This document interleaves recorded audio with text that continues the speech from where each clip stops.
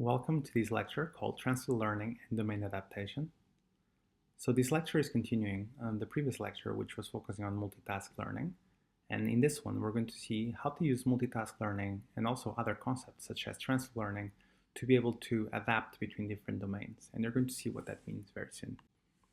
So the objectives of this lecture is to teach you about what is domain transfer, and what is domain adaptation, and the different subtypes of domain adaptation, including both supervised and unsupervised methods. So the problems with domain adaptation are manifold. There's really many situations where this happens. For example, this is a very popular data set called the medical image decathlon. And it shows you a little bit what is the size or the scale that you would expect from medical imaging data. In this specific setting, we have, for example, liver tumor data with around 200 examples, brain tumor data, which is probably the largest brain tumor segmentation data set that is available to the public, with 750 examples. But you have other data sets, such as the cardiac data set that only has 30 examples.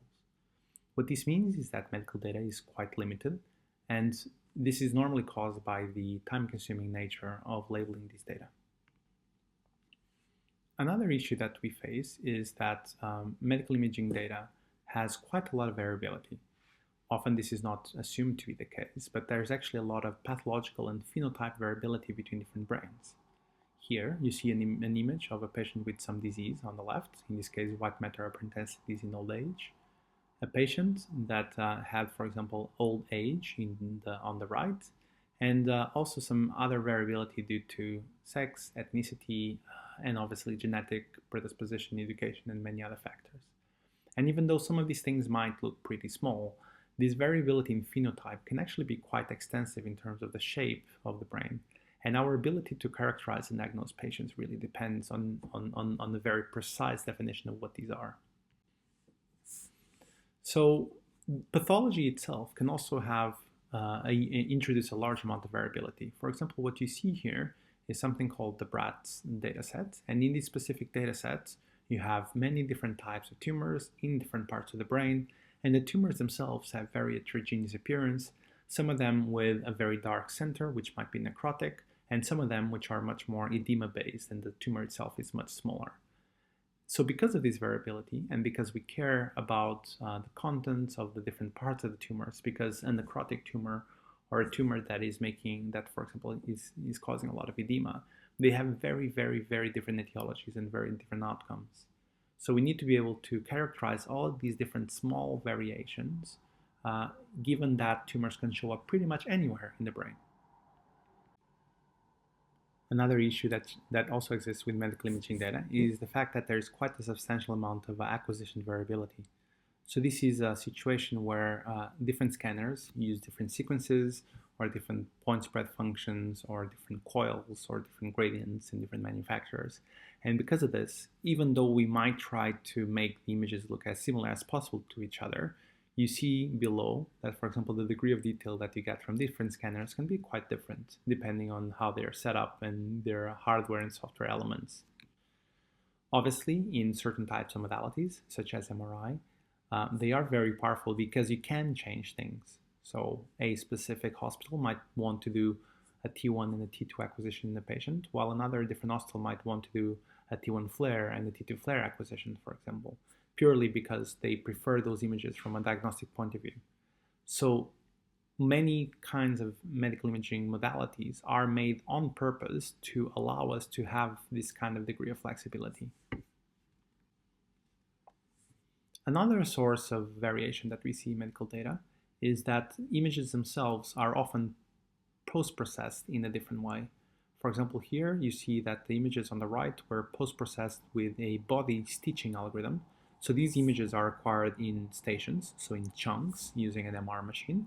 So you acquire different parts of the human body, and then you use an algorithm to stitch them and glue them together. So you can create something that appears to look like a pretty much of a continuous image. While the images on the left were used, a much simpler algorithm was used and the stitching was not as efficient, so you see those large stripes. The images on the right, the stitching is barely visible. You can see it, but much less than the images on the left. So The issue with all of this is that it becomes very hard to find large enough data sets to be able to solve for a task because everyone is doing things differently. And if we were to create something that is truly generalizable, we would need to have enormous data sets coming from multiple sites. And yes, that is the ultimate goal. But until we do not have that, because that is going to be a very slow process, we need to find solutions that are temporary. So the question we start asking ourselves is, what if we could reuse what we learn in a dataset on a different dataset? Can, in the same way that humans can look at an image and perceive that image in very different ways, and if you were, for example, to look at object A and know what object A looks like, if you now start looking at object B, you do not need to learn how to see again, right? For example, if you're trained to distinguish different breeds of cats, you will then probably be relatively easily trained to be able to distinguish between different breeds of dogs. I know they're not the same thing, but the kinds of features that you might use to distinguish between breeds will probably transfer between one and the other. The other idea here is that we could be less dependent on the amount of data. Often deep learning is seen as this data hog that requires a huge amount of data to be able to do anything useful. But there's actually methodologies that allows us to be much more scarce when it comes to using this kind of data. We would like to be able to extrapolate to unseen pathologies and phenotypes.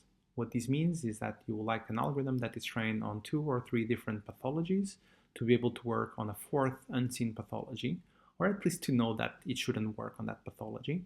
But the same thing with phenotypes. For example, an algorithm that is trained on relatively young patients should also work on relatively old patients, or patients from, for example, an ethnicity or with some sort of phenotype that might not be existing in the training dataset.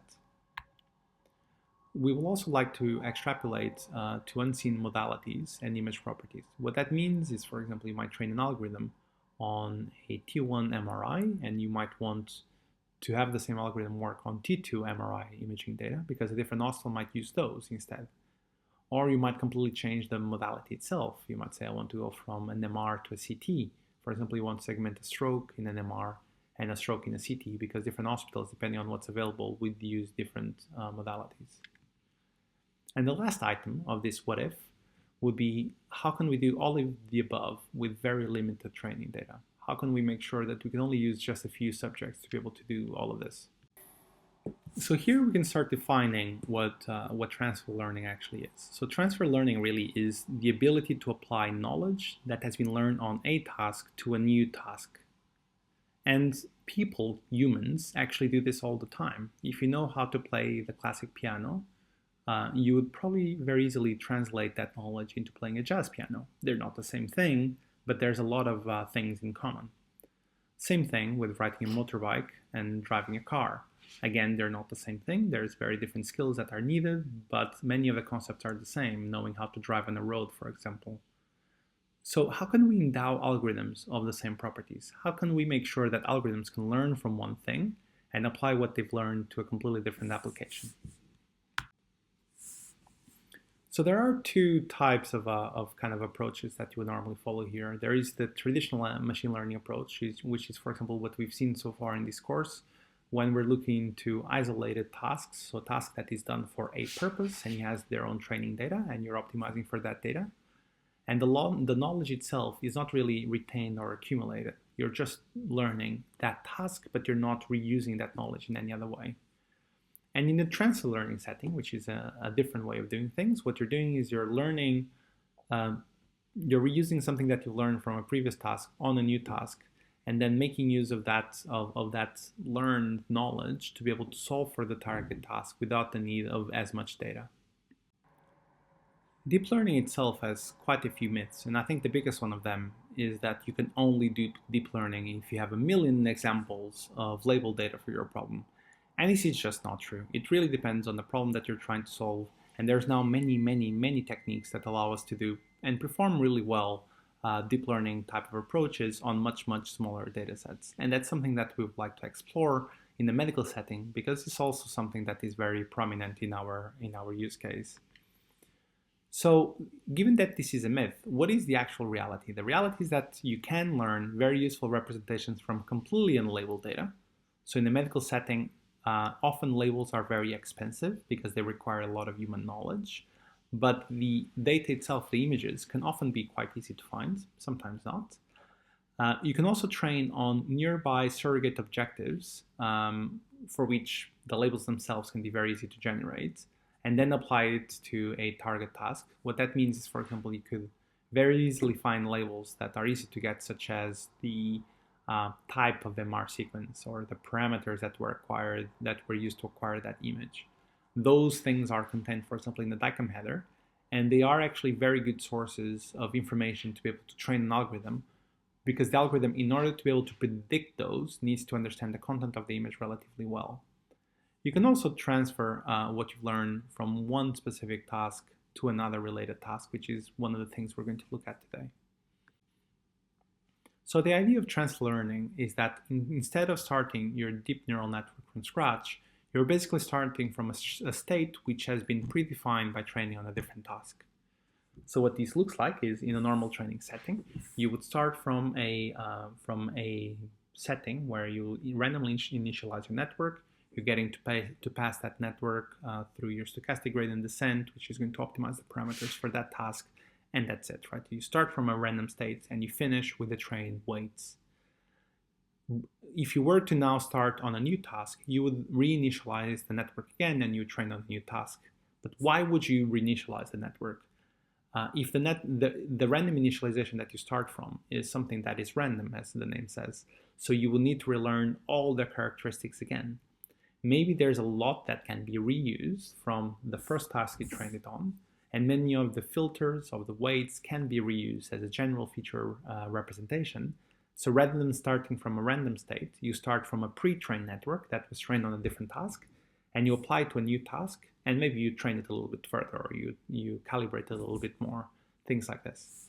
So it's the idea of training on one model and taking the parameters of that model and starting the training on the target task with a model that was initialized with the parameters of the previous source task.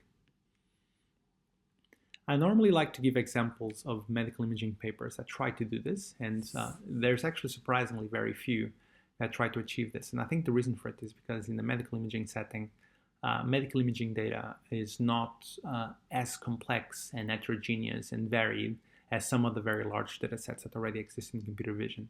For example, if you look into ImageNet, you have thousands of classes, and that gives you, and in order for a network to be able to solve for thousands of classes, it needs to create a very robust data representation, which means it can then be applied to pretty much anything.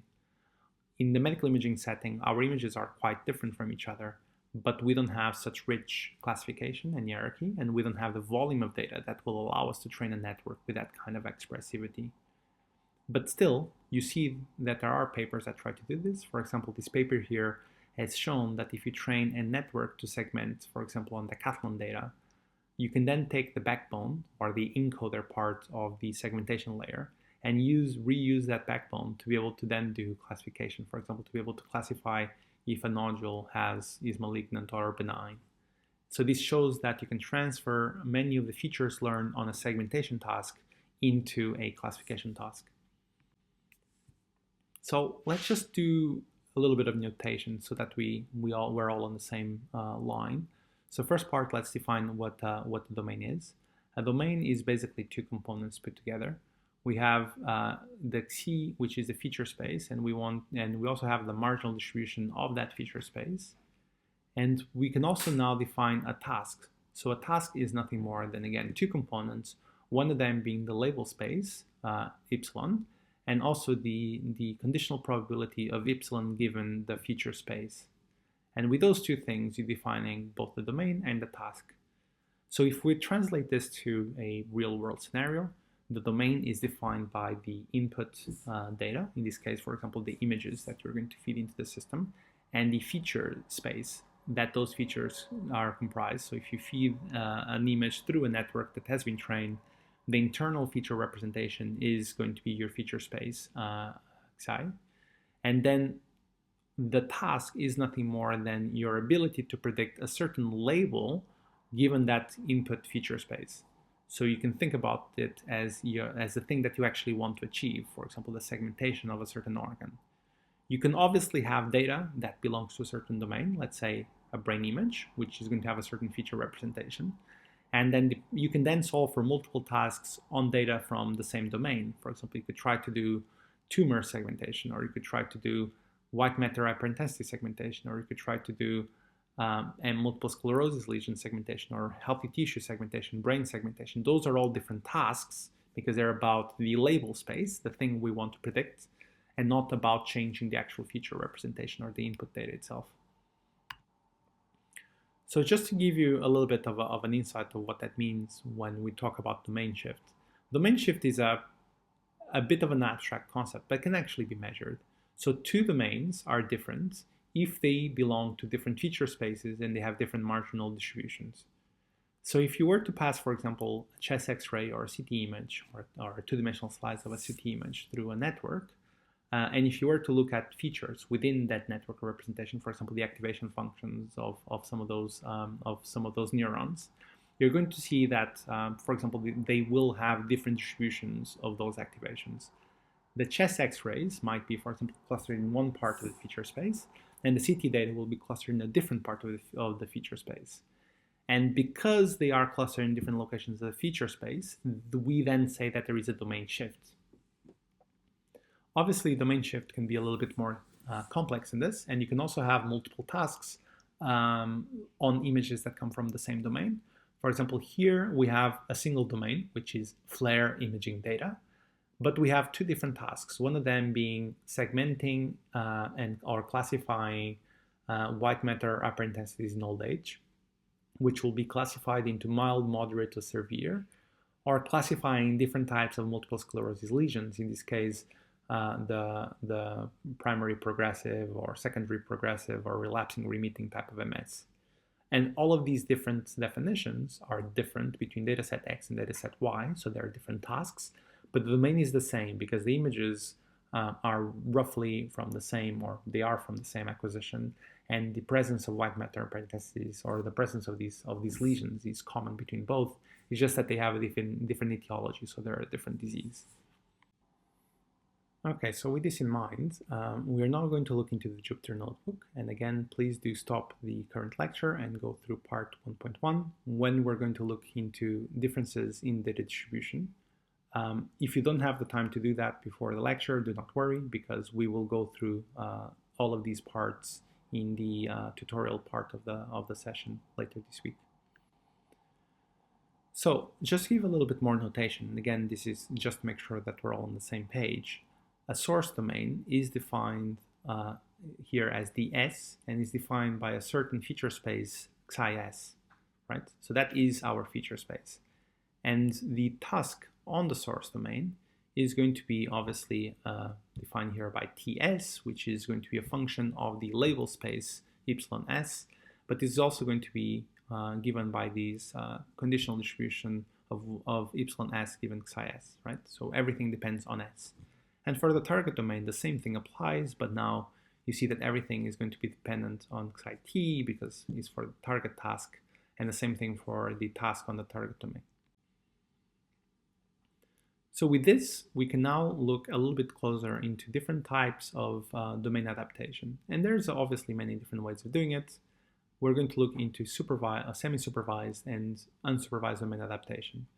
Supervised domain adaptation is the idea that we're going to have a data set that is large and has a lot of labels, and we then want to be able to transfer what we've learned on that data set to a target data set that has a few, but much less, labeled data sets and a lot of unlabeled data.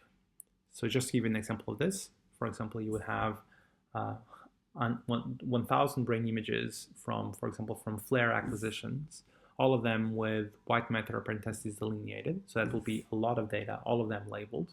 This is our source domain and our source task. And now we want to transfer it to the target domain, which is, again, doing the same thing, segmenting white matter hyperintensities, but we now want to do that on T2 images.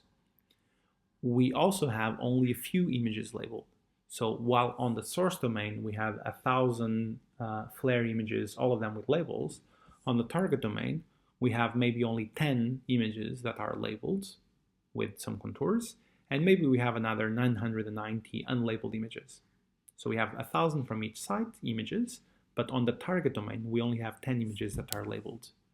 This is the setting in the supervised domain adaptation. And the reason you want to do this is because in certain settings, you don't really mind segmenting a few images, but you don't want to segment 1,000 images every time you change your sequence or you change your domain. The other type of unsupervised domain adaptation is the unsupervised domain adaptation. So this assumes that the source labels, again, are large and well labeled, and so we have a lot of images, all of them with labels. And on the target domain, images are not labeled at all. So the only thing that they have is the images themselves, and the images are unlabeled. Obviously, unsupervised domain adaptation is harder because we don't have any examples of the target domain, but is also something that is more scalable because it doesn't require any new data for any new target domain. We just need to define our training data once, and that can be reused over and over again. So the reason you want to do this is because obviously there is a domain bias, and by domain bias, I was describing at the beginning the challenges of medical imaging data, and the same thing is what's causing this domain bias, this shift in domain. So datasets from the real world have variability in terms of acquisition. They also have variability in terms of the sequences that are used and the types of data that is acquired, the scanners that are used. All of these things cause a big shift in the feature representation inside of the network. So how can domain shift be explained in a very simplistic way? I mean, this plot here from a paper from Kostas Kamnitsas, one of my colleagues at Imperial, explains this really well, I think. So let's say you have two types of data. You have source data coming from a source domain, and there's two classes. There's the crosses and there's the circles. And you have a feature representation of that data. Let's say you put some images through a neural network, and you're going to get some features at some point in the network, and you're going to plot those features. You are now trying to train a classifier, a decision boundary, that best separates those features, the blue features. So you find the dashed blue line, which is the one that optimally separates the blue crosses from the blue circles. If you now do the same thing for the target data, in this case the green crosses and the green circles, your decision boundary would have been different. And because the decision boundary would have been different, if you were to apply the blue decision boundary to the green points, you would get the green dots circled in red as misclassified, because those dots are on the wrong side of that decision boundary. This is the domain shift problem, is when you see a drop in performance between the source and the target data in a classifier that was trained on the source and applied to the target. If you see that drop in performance, this is evidence that there is a shift in the domain, because you would expect that features that are aligned into the same exact domain to have exactly the same distribution, regardless of the classifier or the best decision boundary that you train on. So one thing that you see here is the size of the shift of the performance is proportional to the distance between the source and the target subspaces. What that means is, for example, if you were feeding some data sets that are clustered in one part of the feature space, and you were to then feed another data set that is clustered on a different part of the feature space, what you like is for the domain adaptation method to bring those two feature spaces together so they are in the same space and so that they're indistinguishable from each other. Because obviously here the task is not to separate dataset A from dataset B, is to split things, like for example pathological and non-pathological, within dataset A and B. Right? So the dataset A and B would both contain the same diseases, and you would expect that by bringing those two feature spaces together, you can then find a hyperplane that separates the two subtypes within each one of these datasets.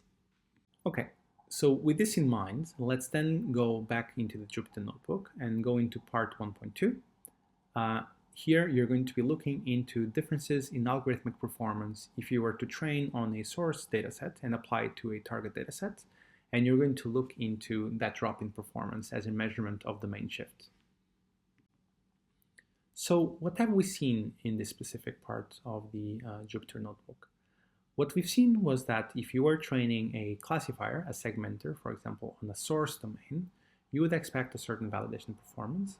And when testing on the same domain, the same segmenter should give you a testing performance, which is roughly the same as your validation performance, unless there is overfit, obviously. So you'd expect a reasonable performance. When you take a segmenter that has been trained on a source domain and you now apply it to a target domain, to data that is slightly different, you would expect a drop in performance if the target domain comes from a different domain. And what you've seen was that indeed there was a shift in performance and the performance was lower for target data, telling you that the decision boundaries that we've trained on the source domain data do not apply well to the target domain, basically meaning that there is a shift in the feature distribution itself. Otherwise, that segmenter would work well. If we now use the same pictorial representation to try to represent what supervised domain adaptation and unsupervised domain adaptation are, you have these two examples here. On one side, on the supervised domain adaptation side, let me just turn on here the laser pointer. You have a source domain that is used to train the data, and you have a target domain which is also used to train the data, but there's only a few samples of the target domain. So now the segmenter is using both the source and target data to learn the segmenter, which means when you were to then apply it to your testing data, you'd expect that by feeding some examples here of the target domain, you'll get a small adaptation performance improvement, which will bring it closer to what you would expect the supervised setting to be, which is the blue line. On the other side, on the unsupervised domain adaptation setting, the segmenter is trained only with source domain labels, but we have access to some images, no labels, from the target domain, which means there is an adaptation function, and we're going to see how that works, that allows the segmenter to learn about something about the target domain data, which is not the labels, that allows us to then have, again, an improved performance when it comes to applying it to the tests, to the target domain test set data. So let's look now into a few approaches. First of all is looking at domain transfer. Domain transfer is one way to do domain adaptation, and we're going to see why, and then we'll later look into other techniques. So what is domain transfer and domain transfer as domain adaptation? The idea of domain transfer and domain transfer as domain adaptation is that the source and the target domain, if they are sufficiently close to each other, what we can do is we can use one or more layers of a network that was trained on the source domain and apply some of those layers to the target domain and only train a shallow model to be able to map those features to the target domain task. Okay, what does that look like? Imagine that you're feeding some data into this network and you're going to train this network end-to-end because you have a lot of trained data on this source domain. You're going to chop the network at a certain location, in this case there, and you're then going to transfer what you've learned to this new location. So you're going to say, I'm going to now, so this has been trained on my source domain, and you're going to take a part of that network and you're going to transfer it and now applying it to your target domain. So when you feed your target domain data through your network, you're going to end up with a series of features which are going to be the outputs of your fully connected layer 1, this FC1 layer. And this number of features will be relatively small, let's say random number 50. So you're going to have 50 features that represent the content of that input target domain data. And what you're going to do then is to feed those features into a shallow classifier, something like the support vector machines, or it could actually be a mini neural network also. And the shallow classifier is now going to learn how to map these 50 features into your foreground or background class, or class 1 and class 0. You can also use domain transfer as domain adaptation using what are called nearby tasks. So nearby tasks are tasks that are similar enough to the target task, but where the data itself or the labels themselves are much easier to get. So for example, what that will look like is in certain settings, for example, you could use DICOM parameters, or you could use locations, for example, spatial locations of certain objects and images, things that are implicitly available as part of the data itself to be able to train a classifier.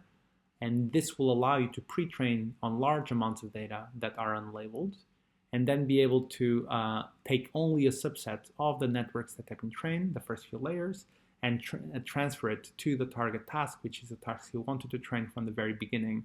So you will then basically reinitialize the weights of the last few tasks, and you would pretty much preserve the weights of the previous tasks because they've already been trained on a task that is very similar to the task you want to solve for. When you're doing all of this, and by all of this I mean the idea of chopping parts of a network and transferring it to a new task, and then gluing on new layers and deciding which layers to train and which layers to not train, there's basically a decision you need to make with regards to freezing or fine-tuning layers, and which layers should you freeze, which layers should you fine-tune. Freezing basically means setting learning rate to 0. So for example, here in this setting, these layers here in blue have been frozen, so the learning rate is equal to 0. But the last few layers, for example, are being fine-tuned, which means your learning rate is bigger than 0, so they are evolving and the parameters are being optimized. So you would have trained a network on a source domain, freeze the parameters of these first 3 layers, and so these will not change any further. And you would then start feeding target domain data, and you would only optimize the parameters of the last few layers. And the decision to freeze or fine-tune a network is empirical, completely empirical. It depends on the task, it depends on the data set, and it's something that you need to try. There were a couple of papers that came out.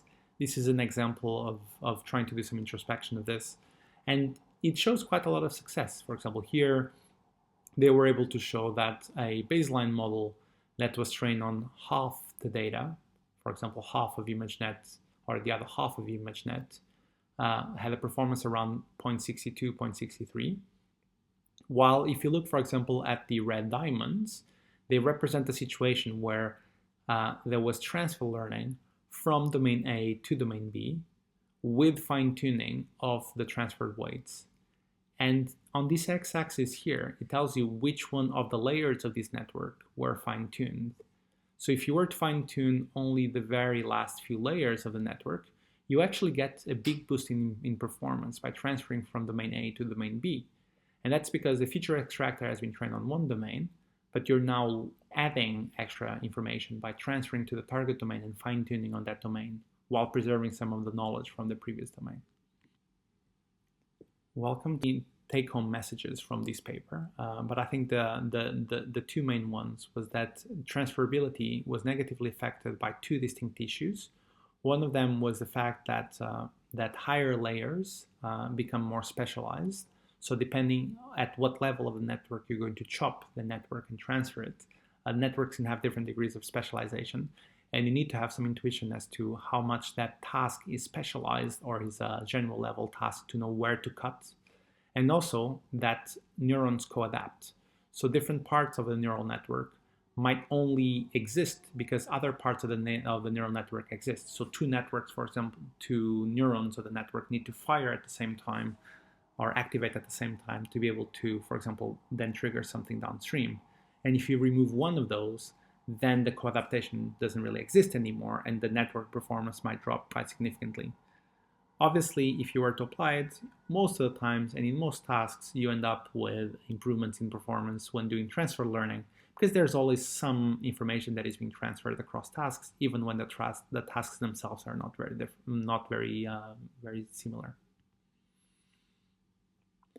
Another thing that people normally have in mind when doing transfer learning is thinking about how to preserve the performance on the source domain.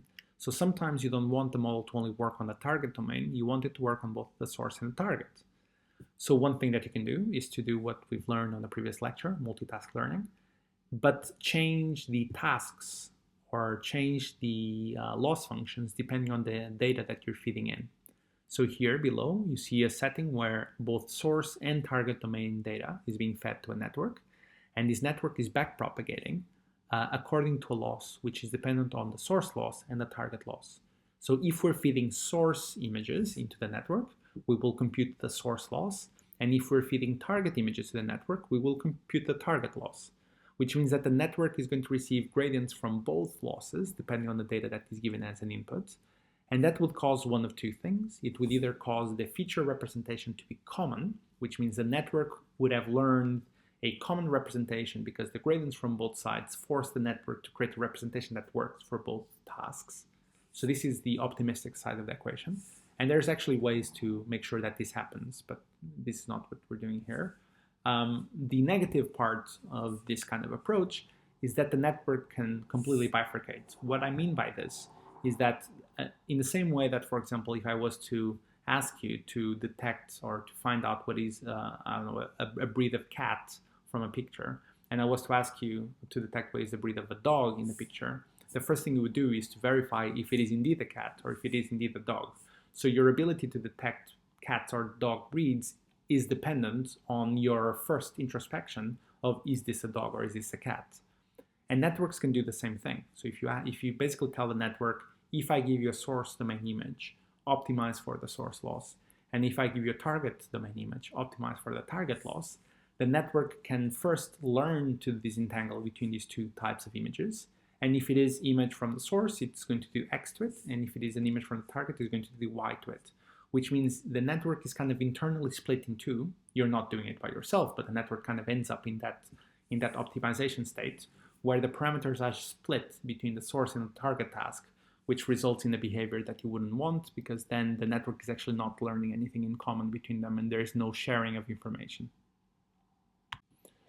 Okay, so with this in mind, let's then move into practical part 2, where we're going to look at some supervised adaptation techniques.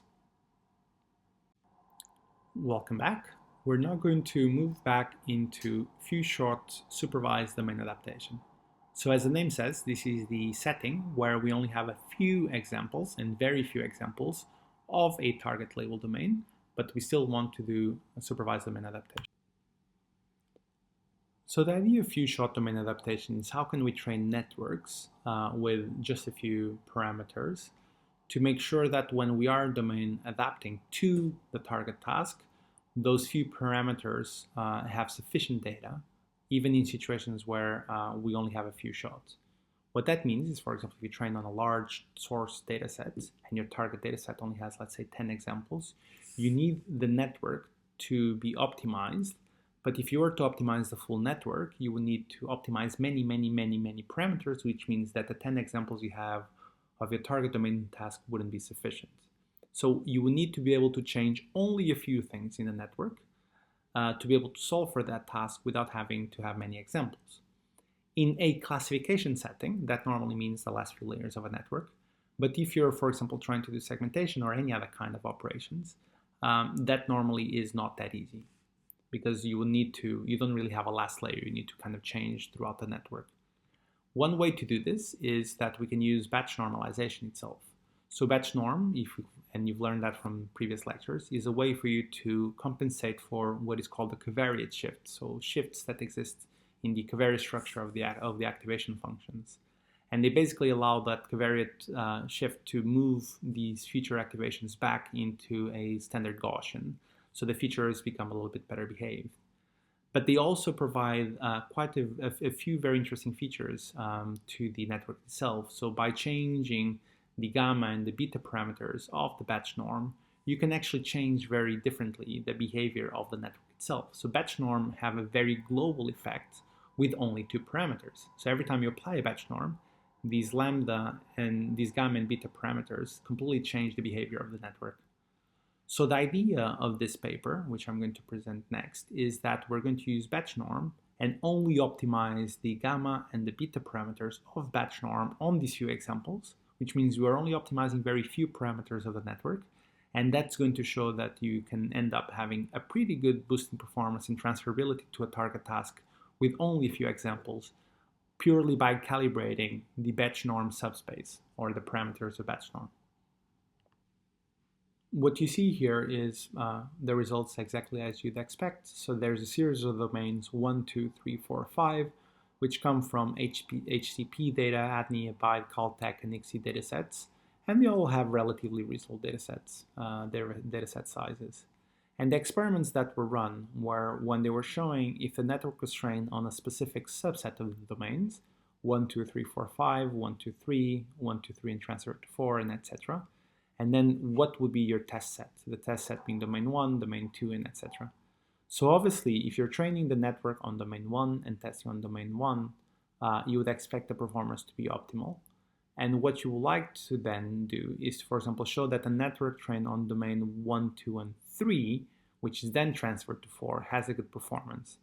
And that's exactly what you see here. You see that the performance when transferring to 4 is pretty close to, for example, the performance that you'd expect to see when training directly on the data of the domain 4. They also show that when you take this data and you apply it to real-world images, for example, here you see some images on the left, one of them being a T1 image and the other one being a flare image. You see that if you have the source model applied to the target data, so here at the top would be if you were to train on these images and apply to that one, this is what you would get. If you were to train on these images and apply to that one, this is what you would get. If you do some degree of domain transfer, this is what you would get with the method that they propose, so with the batch norming. And this is obviously the model trained on the right data. So if you train model on this data and apply to this data, and this is the ground truth. So this is what you would expect to have. This is the best a model could do if all of the data was available to the model at training time. And this is what you can achieve with transferability via the batch norm parameter setup. Okay, so we are now looking into the next step of domain adaptation. So we're going to start looking into unsupervised domain adaptation. And purely for to make it slightly simpler, we're going to first look into augmentation-based unsupervised domain adaptation. So the way that augmentation-based supervised domain adaptation works is by using this very intuitive process here. Let's say I have an image, and I have an image that I can add and perturb in different ways. Let's say my first way of perturbing it is to add random noise. So if I take my image and I add random noise to that image, if you take that random noised image and you pass it through your neural network, the neural network is going to produce a segmentation, which is going to look like the one you have here. So this is the segmentation of the noisy image. You could then basically tell your network, okay, can you now optimize the similarity or the dice loss or cross entropy loss between this predicted segmentation and the ground truth? This is what you would normally do when you're doing augmentation of data, right? This is what you do in most standard training settings. You're augmenting your training data by feeding different types of perturbations, noise being one of them, but it could be rotation, it could be flips. This augmented data is then going to be given to your neural network, which is going to generate a sample. So the way you would use this concept to do domain adaptation is by adding an extra layer, is by saying rather than having a ground truth, which is in this case given by a manual segmentation, what if the ground truth did not exist? So you do not need any labels. And what you do is you would take the image unperturbed, so without the augmentation, and you're basically forcing the model to be consistent across augmentations. What that means is if you're giving the original input data into a network and you're getting a segmentation, and if you take this input data and you add noise to it, and you get noisy image, and now you feed it to the network, you're going to have a slightly different segmentation. If this segmentation network is doing something that is biologically plausible and biologically meaningful, and is robust to this perturbation of noise, then these two segmentations should be similar. So if we optimize for these two segmentations being as close as possible to each other, what this is going to do is it's going to give us a training signal to these two networks, which is not dependent on the existence of labels on this specific domain. There are many ways to do this, and I guess the most famous paper that exists in this domain is this paper from Shi et al., where they actually use a series of things to be able to achieve this augmentation-based domain adaptation. And the system that I was describing is basically that part here. So we have an input image X, which we're going to pass through a network. And this is going to give us this initial estimate of the segmentation of the image X.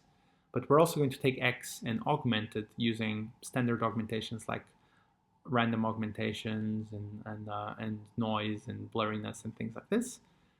We're going to get X hat, and X hat is a perturbed version of X. We're going to pass it again through the same network, and we're going to calculate this paired consistency loss. So this paired consistency loss is something that we can always calculate between two outputs of a network.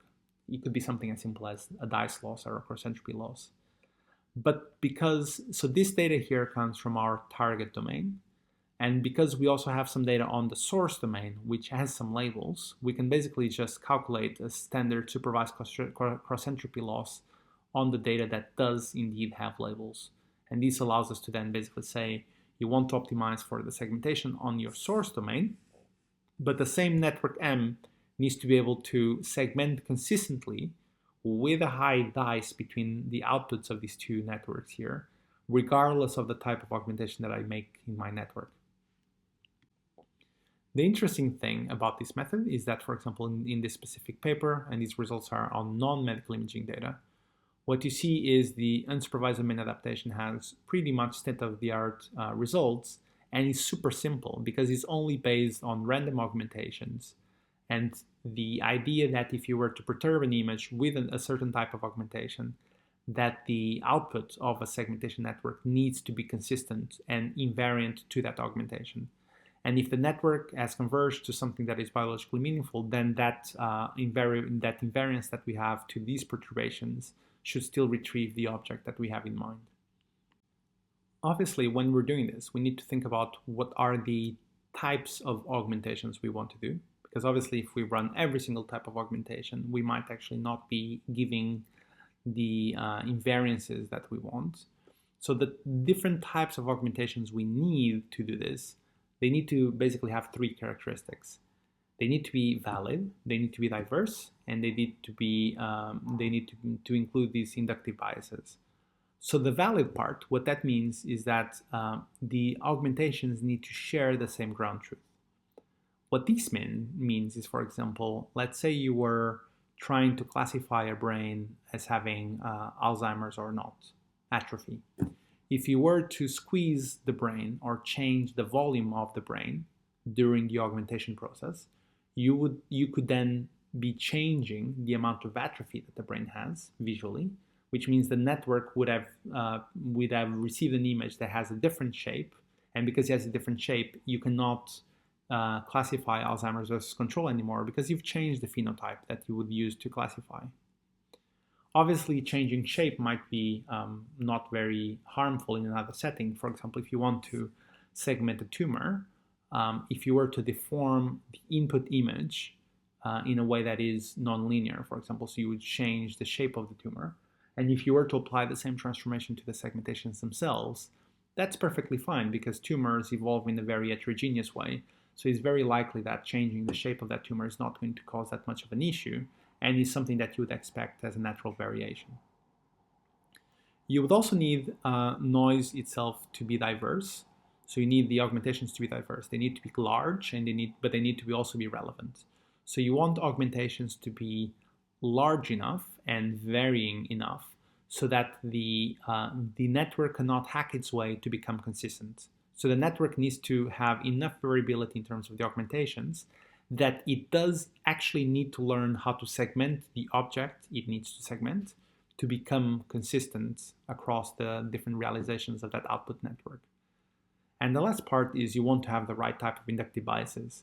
So you would like this perturbation to be of the type that allows you to bridge domains. For example, if the source and the target domain have, for example, very different amounts of intensity in homogeneity, illumination, or B0 in homogeneity that you would have in MR images, those are the kinds of biases you want to perturb with. So you want to be able to introduce in the augmentation the same kind of variability that you would expect between the source and the target domain, if you can capture that, because that maximizes your likelihood of actually being able to capture that target domain itself.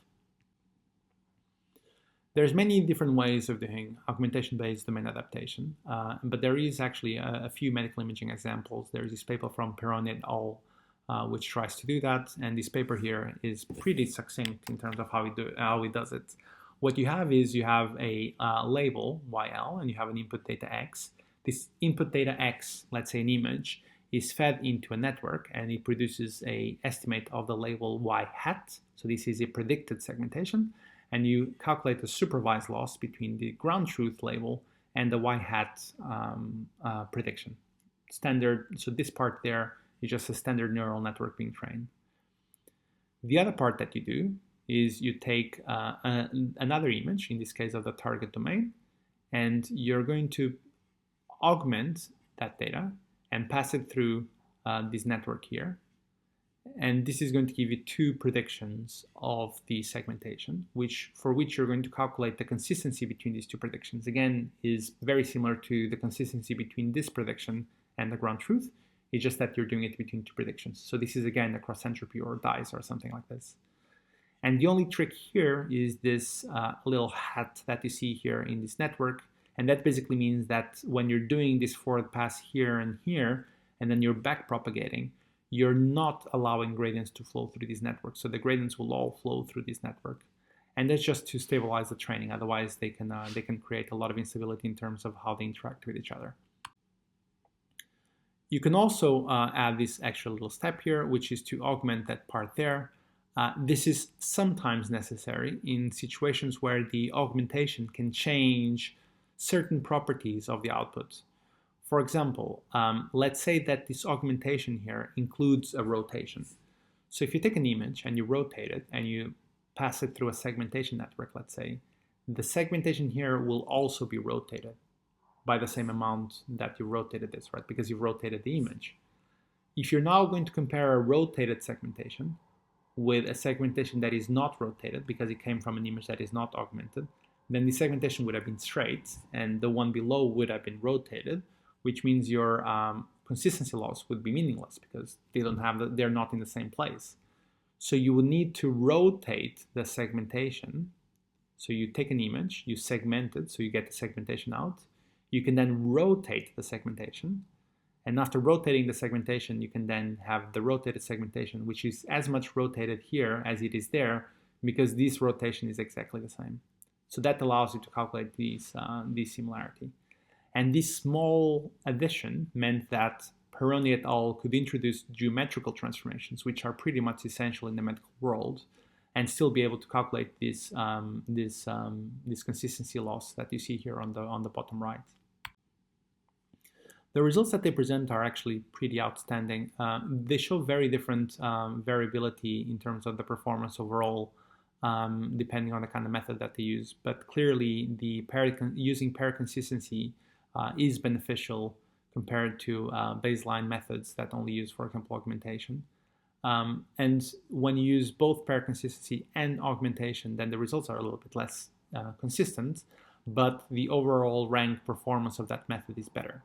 So rank here is computed as using this non-parametric ranking estimate method that was developed by a group at the GFZ, which has then become a standard in several challenges, including the medical segmentation decathlon. Okay, so now that you've learned a little bit about how can you augment data, and by augmenting data achieve a degree of unsupervised domain adaptation, let's then go back to the Jupyter notebook and let's try to implement this as part of part 3. And hopefully by the end of it, you're going to understand that that augmentation can be used as a source of perturbations, which gives you the degree of invariance that you need for doing unsupervised domain adaptation. Okay, so one issue that you might have seen, and many of you probably have not seen that when doing the Jupyter notebook, is that there is a little bit of a failure case that happens when you do the previous technique. Because the only thing that we're asking the network to do is to be consistent across multiple realizations of that augmentation piece, the network can achieve that by hacking its way. So these networks tend to be smart. They tend to get optimized and in a way that minimizes the loss function. So the easiest way to try to segment something consistently is by segmenting something that is easier. For example, imagine that the task was to segment the ventricles, like the ones you see here. But if you were to perturb this image too much by blurring it or rotating it or things like this, the network can just say, okay, what if I start segmenting always the brain rather than the ventricles? As long as the brain segmentations are consistent all the time, that is still fine. So you basically see that as the model is training, is kind of learning to segment lesions, then suddenly starts segmenting something else because he has realized that by segmenting something else that is simpler, you can achieve a higher consistency loss through many different realizations of that augmentation. So how can we fix this? Again, there's many different competing techniques. One of them is called deceleration-based techniques, which can ameliorate some of these issues, and also adversarial-based, which are becoming very popular recently. So in distillation, so what is distillation-based domain adaptation? So distillation-based domain adaptation is based on the idea of transferring the similarity structure among categories from the source to the target task using the process called distillation, which we're going to see in the next slide what it is. And it's basically used here because we realize that just bringing the two feature spaces together, so just bridging the domain, doesn't necessarily mean that you're going to align the classes themselves within those two feature domains. So if you imagine that you had some crosses and some circles of one class, and you have some crosses and some circles of another domain, just because you're bringing the crosses and the circles together doesn't mean the line that separates crosses and circles is going to be the same for both domains. So how can we achieve this? Distillation is basically the technique that was initially used for a completely different purpose and not really for domain adaptation. It was used to transfer knowledge from very large and very slow networks to some very easy to train, smaller and faster model that is more suitable for deployment. So you would train a network to, for example, do a certain task, a network that is very, very heavy and very powerful with many, many parameters. You'll train this network on a very large data set for very long, and you end up with a very well-trained network, which is very good in terms of its performance. But the problem is if you were to deploy that in the real world, you will waste a lot of resources because it will take you seconds or minutes to be able to do inference on a single example. And if you want to do that at scale, that can be very costly. So what you can do is you can basically distill the network, so shrink the network by removing parts of the network that don't matter, by training a smaller model to imitate the first one. So you're basically asking a smaller model to be able to transfer what he has, to receive the knowledge that he has learned from the bigger model by trying to replicate what the bigger model is doing. So the way that this would work in a domain adaptation setting is that you can use the class probabilities that are produced by a large model as soft targets for the small model. So if you should train a very large model on a very large data set, for example, the outputs that you're going to get are going to be predictions that are going to be primarily probabilistic, let's say values between 0 and 1, while the ground truth would be a binary value, 0 or 1. And the problem with binary values is that obviously sometimes classes are indeed 1 or 0, but there is a subtlety there, is that the decision boundary is often not that sharp, even though humans think that it is. And because of that, actually telling a network to try to replicate the y-hats, the predicted values that you see here, if we ask a network to predict these y-hats rather than predicting the binary ones, you can actually have stronger gradients. And the reason for it is because when you train against a one-hot encoded vector, something that is binary, for example, and you're using something like cross entropy, you only get gradients coming through the network from the foreground class. So you know that if a foreground class is 1, you're going to get a gradient coming from that class, but all the other classes do not receive a gradient just because of the formulation of cross entropy. While if you are training against soft targets, all of the different output channels of that prediction are going to have a value between 0 and 1. And because of that, you're going to actually receive a training signal from all elements. And because you want to get more signal coming from these non-target class probabilities, what you can do is you can soften the probabilities by this factor of 1 over t, by this temperature t.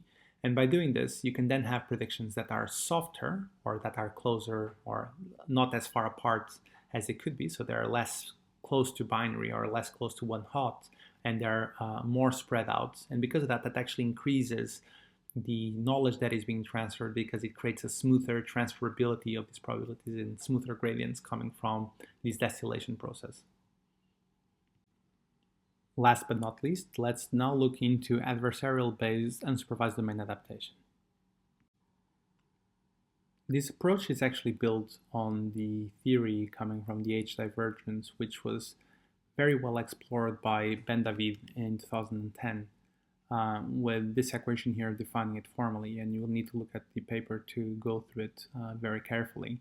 But the empirical version of the same equation, or the approximation that you can get to real-world situations, is described in this equation below. And what that equation tells us is basically two things. So the H diversion basically measures the difference in or the capability for a discriminator to discriminate between the source and the target domain. So the H divergence between the source and the target domain is defined by a trained domain classifier and its ability to distinguish between the two domains. So if the trained classifier can easily distinguish between the two domains, so if you were to feed the features of the network into a classifier, and if you were to train that classifier to distinguish between the source and the target domain, and if you were able to do that, then the H divergence would have been large. Otherwise, the H divergence would have been small because it means that the two domains are intermingled and are close to each other.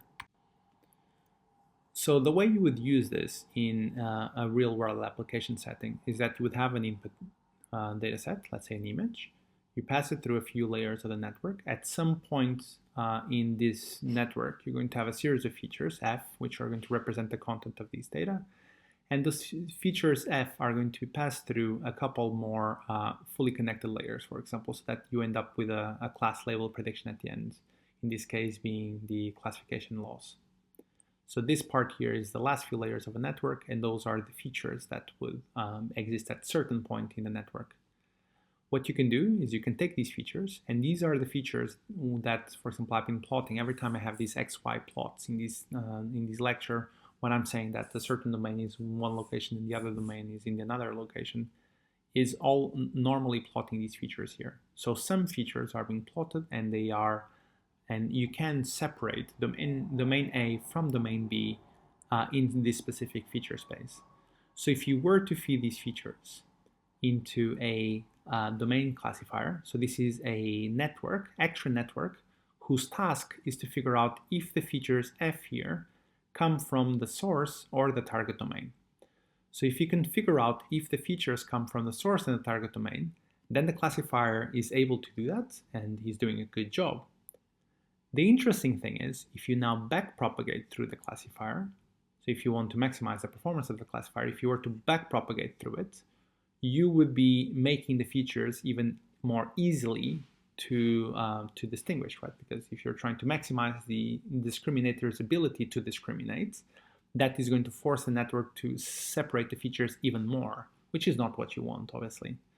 So what you can do is you can optimize this network here using the gradient, but before you jump into the green part of the network, you reverse the gradients. You literally add a minus side to the gradients.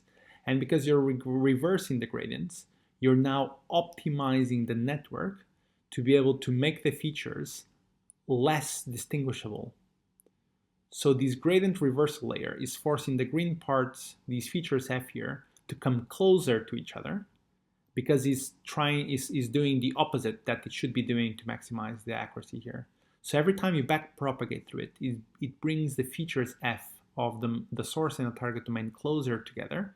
And as it's doing this, the task of this domain classifier gets worse and worse and worse, or is less and less able to do things, up until the point where these features are exactly the same for source and target domain. And then the domain classifier can't do its job anymore, and you basically end up in a situation where you end up with the random performance of this classifier. And when this classifier here has a random performance, when it cannot distinguish between source and target domain, then you know these features here are distributed in the same way for source and target, which means you've achieved a certain degree of domain adaptation. Obviously, the way you do this is by optimizing for certain loss functions, and you have a loss function for the label that is being predicted, which is the one that is here, and you have a loss function for the domain classification or the domain classifier, which you have there. And what you want to do is to obviously optimize for both, but take into account that there's always this gradient reversal layer here to make sure that the gradients are flipped, so that we're not making the green part of the network, the feature extractor, even more discrepant than it is at the beginning. So this idea of adversarial domain adaptation has been applied to many different types of data. And you see here in this specific slide that it actually works quite well. It achieves state-of-the-art performance in many different domains, primarily in situations where it is actually possible to be able to bring the two domains together and force them to be in the same state. The only problem with adversarial domain adaptation is that it can be very unstable because these discriminators, these domain discriminators that we have at the end, the gradients coming from that discriminator can actually be very unstable. And because they can be unstable, they can introduce stabilities elsewhere in the network, which means it's often hard to train these adversarial-based domain adaptation methods. When they work really well, but sometimes they don't work very well because they need a lot of babysitting. The other thing that you can see, which I think is a very neat observation, is if you look into that feature F, those features that we're bringing together between source and target domain, before you do domain adaptation, the red and the blue dots are the feature distributions of prior to adaptation. If you were to run, for example, some nonlinear near dimensionality reduction. So that feature vector is very large, let's say 200 features, and you're going to take that feature vector from 200 features, you're going to run a standard TSNE or any kind of nonlinear dimensionality reduction method, project that into 2 features, and you're going to see the distribution of that lower dimensional representation. And you see that prior to adaptation, there's clusters of blue and clusters of red, which means that they are in different locations of that feature space. But after you do domain adaptation, you see that they are completely intermingled with each other, which is exactly what you'd expect. So you can't really draw a decision boundary between red and blue. It doesn't mean that the features are going to be nicely distributed. For example, here you see that the features in the lower dimensional representation have this kind of star shape. And after adaptation, they get mixed, but they still preserve this star shape. So it doesn't mean anything in terms of where the features will be. The only thing that tells you is that you would not be able to distinguish between source and target domain as easily as you could before.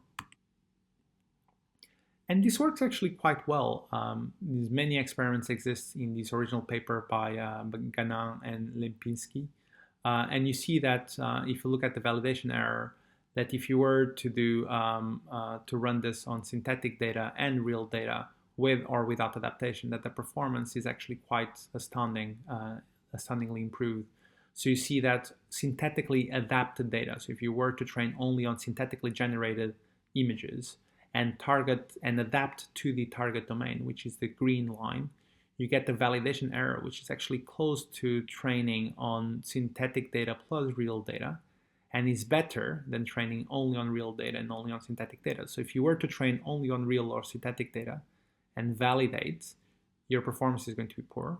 If you adapt, it's going to be better. If you have synthetic and real, obviously is even better because now you have the 2 domains. And if you have synthetic and real and adapted, is even better again, which means adaptation always adds performance when you have any degree of domain shift, which is pretty normal to have between synthetic and real data.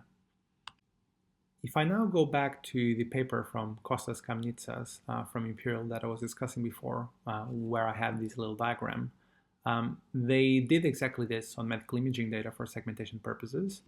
And the key contribution here was not only the application in the segmentation setting, but also the fact that they were extracting features at multiple levels of the feature extracting stack. And because the features obviously have different resolutions and cardinalities and depths, there had to be these upsample and crop stages. And to get the geometries right of all of this is really non-trivial. But if you do get them right, you can then concatenate these into this very large tensor and then give this tensor to the domain discriminator. And by doing this and running the adversarial here, you're able to ensure that the features at different levels of this network are domain adapted to each other, which means this network would then work across 2 domains. And the 2 domains here, you can see in the next slide with some numerical results. They show that if you train on the source and do unsupervised domain adaptation to the target, you get the performance which is pretty close to training directly on the target if target data was available, which is exactly what you'd expect. In terms of the domains themselves, you see here the source domain is basically a gradient echo, flare, T2, MPRH, PD, and the manual segmentation. And you see that for the target domain, rather than having this gradient echo, they have an SWY replacing the gradient echo, and the flare is still there, but is slightly different flare. So primarily the big difference is going from a gradient echo to an SWY acquisition. And you see that if you were to train on the source and apply to the target domain, the segmentation makes no sense whatsoever. While if you were to train on the source and the domain adapt to the target, you would get this performance here.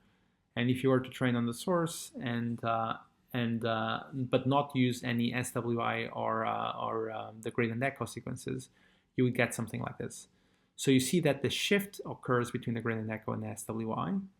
So if you were to ignore this image and only use the flare to segment, you don't really have the main shift because these two flares are pretty much the same. But your segmentation, if trained only on flare data, is actually pretty poor. It's better than if you were trained on all the images because you don't have the main shift, but is not as good as the ground truth because you're now missing a lot of information which is present in the gradient echo and SWI. But if you were to train on source and the domain adapt to the target, you can now benefit from the use of the gradient echo and the SWI data, and you can get a performance which is much more similar to the target.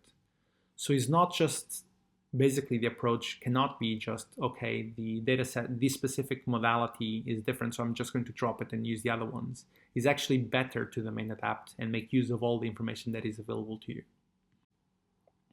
There's also some really interesting dynamics in this kind of algorithm. Because the discriminator, when the discriminator is improving, and by improving I mean when you're more able to discriminate between domains, you're basically sending strong gradients back to the network. But if the discriminator becomes too good, if it is too perfect at distinguishing between domains, the gradients stop flowing purely because of how the loss function looks like, and you basically end up with having no gradients. So you can never let the discriminator become either too good or too bad. You need to kind of keep it in a specific range of performance. So if that discriminator is getting too good, you need to slow it down and training a little bit slower to make sure that the network that is segmenting can catch up and improve its performance before the discriminator becomes too good. So you end up with this really interesting dynamic of how these networks are trained. There are several other applications of this. For example, there's now papers showing that you can domain adapt between an MR cardiac segmentation model into a target CT classification model, where your domain discriminator is basically asking, is the image an MR image or a CT image? And you can see below that if you do unsupervised domain adaptation from MR to CT, you can get pretty reasonable performance on the CT image of the target domain.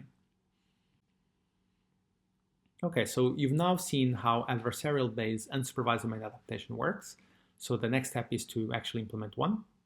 There's already a lot of the code is already in place in part 4 of the Jupyter notebook. So just go through that, and hopefully that will make it a little bit clearer as to what adversarial domain adaptation is actually doing.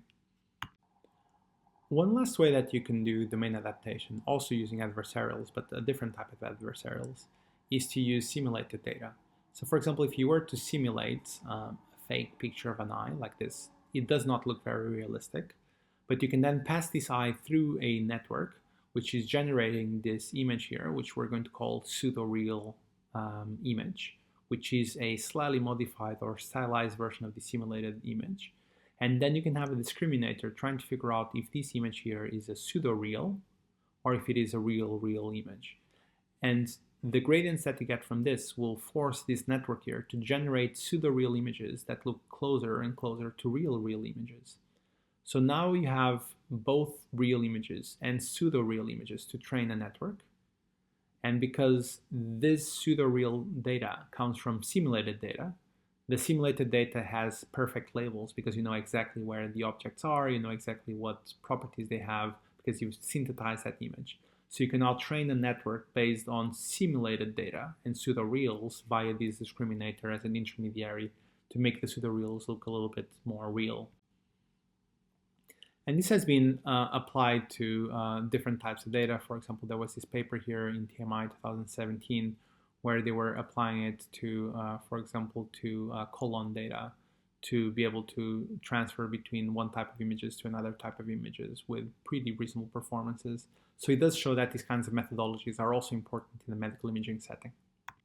Obviously, having these methods in the latent space, these domain adaptation methods in the latent space or in the image space are very different. So if you do it in the domain adaptation in the latent space, what you're doing is you're basically making sure that the latent representation is common between the source and the target, But it's very hard to interpret. You don't really know what that means. You don't really know how the networks are interpreting these images. And the only thing that you know is that there is no ability for a discriminator to be able to distinguish between the features of the source and the target. On the other side, if you were to apply it to the image space, you can interpret because you see exactly what the pseudo-reals are. So you understand what the network is doing to generate these intermediary images that look like real data. But it requires that the network itself, the next network, will be able to model those features in the same way. So just because a discriminator is not able to distinguish between a pseudo-real and a real, it doesn't mean that your main network over there in green will be able to do the same task on both the pseudo-real and the real data. You don't have any guarantees of that. Obviously, all of these approaches that I was describing before in terms of domain adaptation, they can be brought together. There was actually a paper from our group, from one of my excellent students, where they put together a series of different approaches, in this case the adversarial, the consistency methods, and the supervised methods, and created an unsupervised domain adaptation approach, which was able to get the best of both worlds. So it didn't have the instability of adversarial methods, but many of the advantages, while at the same time having the consistency that you get to multiple types of augmentations. This was a very empirical study that required quite a lot of experiments showing that the different types of augmentations were changing the performance of different methods. But in the end, we got some pretty good results where if you bring together these different types of approaches, you end up with a rank of 2.5, which is really significantly better than if you were to use only pair consistency and augmentation without the adversarial loss, for example. But for example, adversarial and augmentation by itself actually perform pretty poorly on many different applications. Interestingly enough, the adversarial only method sometimes work really well, sometimes work really terribly, which is exactly what the observation that I was making before, that when it works well, but it's sometimes a little bit unstable and sometimes doesn't work that well in the end. This is a pictorial representation of the results of that paper, and you basically see that the method that has everything and the kitchen sink, the PC plus adversarial plus augmentation, was able to achieve the best performance and was able to segment the correct lesion, which is circled by a green circle, but also reject the wrong lesion, which is the one that is circled in red, which is actually not a lesion, but is only a flow artifact caused by the MR acquisition. So just in summary, we've seen today that it's possible to train very large models on small data by using transfer learning and domain adaptation. And we've seen that off-the-shelf features actually work quite well in various domains and tasks. We also seen that these lower layers of the network contain very generic features that can be applicable to pretty much any task, which is why you should always preserve the few first layers of a network. But the higher layers, the slightly deeper layers, have much more task-specific meaning, and they should be replaced. And you see that the performance changes depending on how deep you keep and how deep you replace these layers. Supervised domain adaptation via fine-tuning almost always improves performance, and it is possible to do unsupervised domain adaptation by matching feature distributions. So I really do hope that by the end of this lecture, you do know what is transfer learning and what are the different domain adaptation methodologies that exist. You understand which features are transferable and which features are not, or at least you have a feeling as to which layers you should keep and which layers you should not keep. How to be able to promote similar representations for multiple domains and bringing those representations together, either via consistency losses, distillation, or domain adaptation via adversarial methods. And also, how do you create models that work better across domains? And this is really the key part here. Methods that work well across domains are incredibly important in the clinical setting. So this is one of those domains of research that is incredibly important from a clinical point of view, even though it might sound a little bit complex at first start, if you want to have a real-world clinical impact. So I'm just going to also leave you here some additional resources that, if you have time, you should take a read. They are really interesting papers. They give you a very breadth and very wide view of the field in terms of how domain adaptation works. Not in the medical imaging setting. These are primarily computer vision papers, but they are very easy to translate to medical imaging data if you understand the main concepts. And with this, I'm going to close up now, and I'm going to close the session today. If you do have any questions, please do ask them at the end of the tutorial. I'll try to make sure that I'll reserve 5-10 minutes at the end so that we can go through this. Thank you.